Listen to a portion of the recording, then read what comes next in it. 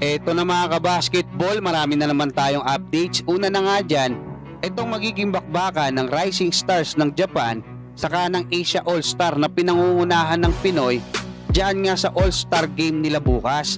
At etong si Al Francis Chua, target din daw umano etong si Dwight Howard para maglaro sa kanila. Mukhang susulutin pa etong Converge.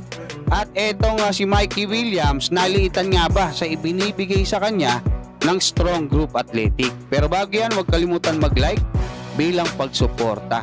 Sa kasalukuyan mga kabasketball, ongoing na itong All-Star ng Japan P-League.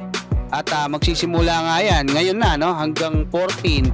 At bukas nga ay maglalaban itong Rising Stars ng Japan saka yung Asia All-Star na pinangungunahan ng 10 Pinoy mga kabasketball. Pangungunahan nga sila ni Dwight Ramos na magiging team captain.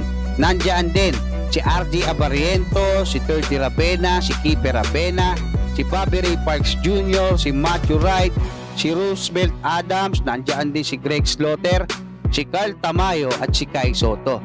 Wala si AJ Edu mga kabasketball kasi sumailalim siya sa surgery. At doon kung sa nagtatanong kung maglalaro ba si Kai, maglalaro siya mga kabasketball. Actually, pumunta na sila noon, no? Doon sa naging Instagram story netong Yokohama, papunta na sila diyan sa Yokohama, andun sa loob ng kotse etong si Kai Soto. Ngayon mga kabasketball, puntahan naman natin itong kumakalat na rumor kasi ilan na yung Facebook page na nagpost nito.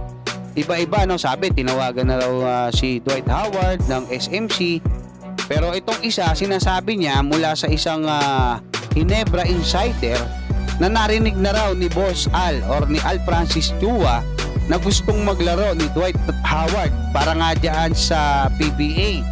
At ngayon nga, kailangan daw ng Ginebra ng backup import na kasi mayroon daw problema sa tuhod itong si Tony Bishop at pinapamonitor sa kanila yung kondisyon netong si Dwight Howard, pati sila Andre Robertson, kung sino yung magiging maganda yung performance diyan nga sa Dubai, no?